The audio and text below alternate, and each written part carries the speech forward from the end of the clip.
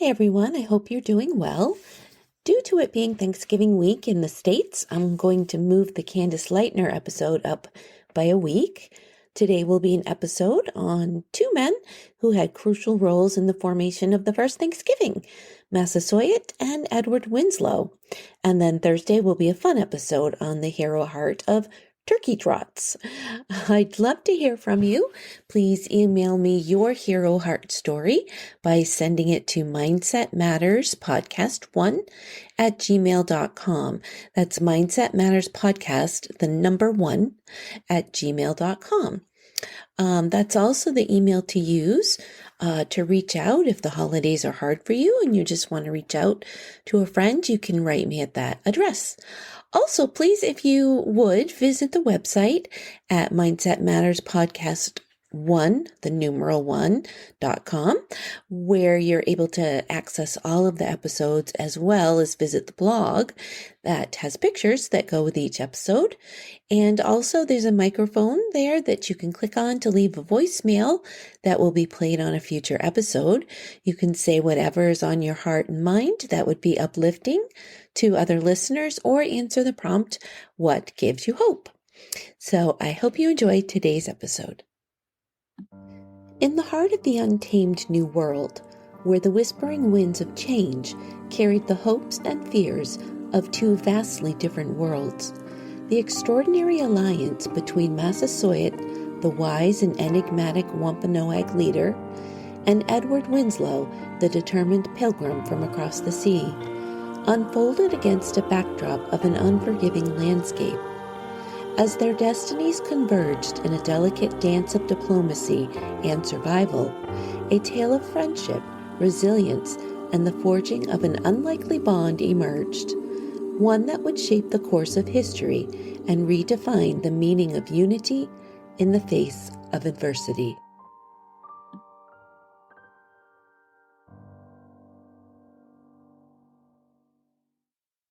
Welcome to Mindset Matters, the courage to continue, the podcast where we explore the extraordinary lives of ordinary individuals who have overcome immense challenges and emerged as beacons of inspiration. I'm your host, Lisa Sinclair, and today we embark on a journey into the remarkable life of two such individuals. This is episode 17, The Courage to Coexist Peacefully, the hero hearts of Massasoit and Edward Winslow.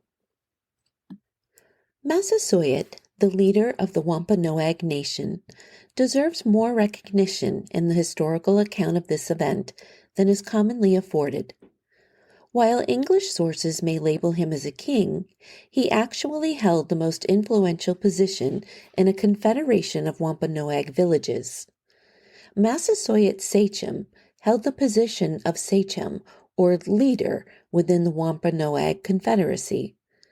The term Massasoit translates to Great Sachem, signifying a title rather than a name. Due to a misunderstanding, English colonists erroneously adopted Massasoit as his name, and the misinterpretation persisted.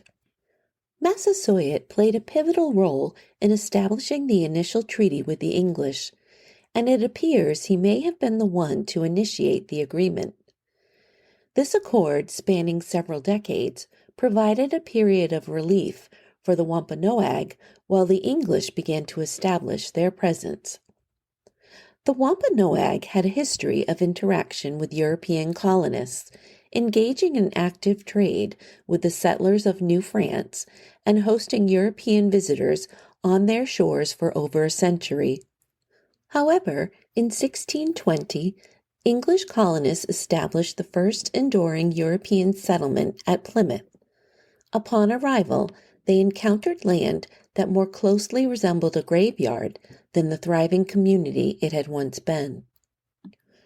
Records maintained by William Bradford recount the hardships faced by the Wampanoag.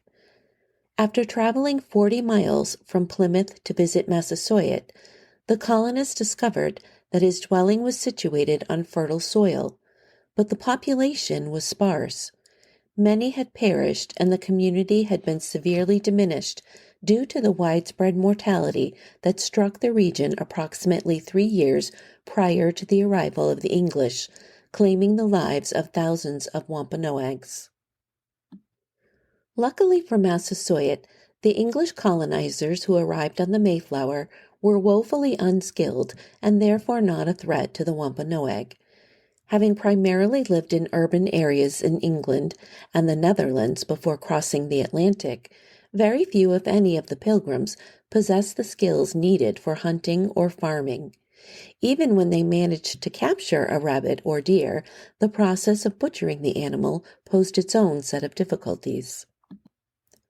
Massasoit was likely aware of the challenging conditions faced by the English settlers. In the early days of the Plymouth colony, William Bradford recounted how, quote, the Indians came scouting, end quote, the settlement. These individuals, likely serving as Wampanoag scouts, would have reported their observations to Massasoit. Observing from a safe distance, Wampanoag scouts would have witnessed the harsh reality that during most challenging months of New England winter, about half of the English settlers succumbed to the scurvy and other diseases brought on by the arduous Atlantic crossing. By the time spring arrived, only approximately 50 of those who disembarked from the Mayflower were still alive. Compensating for their lack of knowledge, experience, and sheer numbers, the colonists relied on their arsenal of guns and powder. While we cannot definitively ascertain Massasoit's thoughts, given the absence of written records, the support of English firepower for his warriors might have appeared to be the best option amid unfavorable circumstances. The Narragansett Nation, the largest indigenous nation in New England during that period, were adversaries of the Wampanoag. They had not suffered the same catastrophic effects of the 1616 plague, benefiting from their geographical isolation. In contrast to their foes, the emaciated English colonists posed little to no threat, and securing their firepower would assist the Wampanoag to defend themselves from the Narragansett Nation. Recognizing an opportunity, Massasoit and the Wampanoag dispatched an envoy in the early spring, including Samoset, likely chosen for his proficiency in speaking broken English. Massasoit and Edward Winslow, the leader among the English Pilgrims, shared a relationship that played a pivotal role in shaping the early years of English colonization in the New England region. Their historic meeting stands as a pivotal moment in the early chapters of American history. This encounter, occurring in March of 1621, unfolded against the backdrop of the fledgling Plymouth colony, with both parties navigating the uncertainties of a new and unfamiliar alliance. The meeting took place in the village of Pokanoket, where Massasoit held sway as the paramount leader of the Wampanoag people. As Edward Winslow approached, there was undoubtedly a sense of anticipation and trepidation on both sides, each group facing the unknown with a mixture of curiosity and caution. Despite differences in language, culture, and tradition, Massasoit and Winslow managed to establish a rapport through interpreters, a tentative bridge over the cultural gap. The initial exchanges likely involved ceremonial rituals and diplomatic gestures, with each party carefully gauging the intentions and character of the other. The pivotal moment in this meeting came with the negotiation of the Treaty of Plymouth, a document that would lay the groundwork for a unique and delicate alliance. Through this treaty, Massasoit and Winslow sought to establish a framework for mutual cooperation, emphasizing peace, trade, and a shared understanding of territorial boundaries. This diplomatic accord was a testament to the pragmatic vision of both leaders, recognizing the potential benefits of collaboration in the challenging environment of the early colonial America. In the initial of multiple visits by the Wampanoag delegations, Samoset and his companions, including Tesquantum, or more commonly known as Squanto, set the stage for a more structured political negotiation, paving the way for the arrival of their paramount leader, Massasoit. Convinced that mutual cooperation was essential, believing that the English needed them as much as they needed the English, Massasoit negotiated a treaty. The specifics of the treaty, as documented by an eyewitness, were outlined in sixfold terms. The encounter went beyond formal negotiations, as both Massasoit and Winslow extended hospitality to one another. Shared meals and cultural exchanges played a role in fostering a personal connection between these two influential figures. Winslow's later writings provide glimpses into the complexities of these interactions, detailing the challenges and successes of building a relationship across cultural and linguistic divides. It was a diplomatic milestone and the beginning of a nuanced intercultural relationship that would shape the trajectory of English-Native American interactions in the region. While subsequent years would bring challenges and tensions, this initial meeting set a precedent for dialogue and collaboration, offering a glimpse into the potential for understanding and cooperation amid the complexities of colonial expansion. Edward Winslow's writings, particularly his journal titled Good News from New England, provide valuable insights into his observations and interactions with Massasoit. In his journal, Winslow often expressed admiration for Massasoit's leadership and diplomatic skills. He noted the significance of the initial meeting between the English settlers and Massasoit, highlighting the challenges of bridging cultural gaps and the importance of establishing a cooperative relationship for mutual benefit. Winslow detailed the assistance provided by Massasoit and the Wampanoag during the settlers' difficult early days, emphasizing the generosity and support that played a crucial role in the survival of the Plymouth colony. Additionally, Winslow may have touched upon the personal aspects of their interactions, such as shared meals and cultural exchanges, underscoring the efforts to build a meaningful connection beyond diplomatic necessities. One pivotal episode that solidified the bond between Massasoit and Winslow was the Wampanoag's assistance to the struggling Pilgrims during their initial harsh winter. Under Massasoit's leadership, the Wampanoag imparted crucial survival skills to the settlers, including techniques for planting crops and fishing, thereby averting the specter of starvation and ensuring the survival of the Plymouth colony. In return, when Massasoit was kidnapped by the Narragansett Nation, Edward Winslow formed a party of men that rescued him. Concerned about the fate of Massasoit, the English, with Winslow among them, mobilized 10 armed men. Venturing into Narragansett territory, the English provided assistance to their Wampanoag allies, ensuring Massasoit's safe return. These events underscored the alliance's loyalty to one another.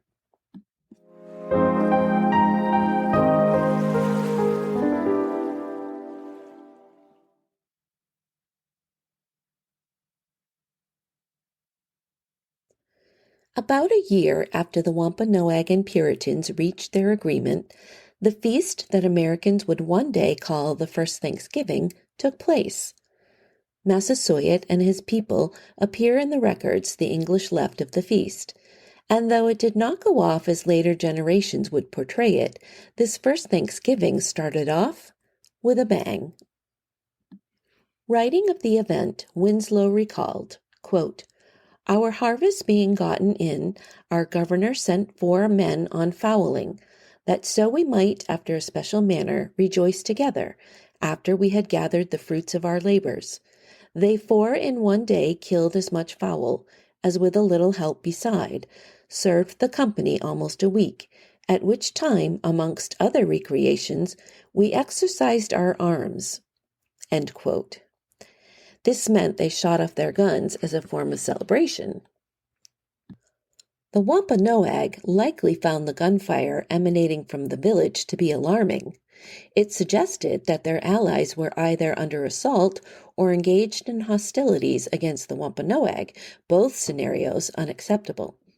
Consequently, the Wampanoag dispatched a delegation to Plymouth.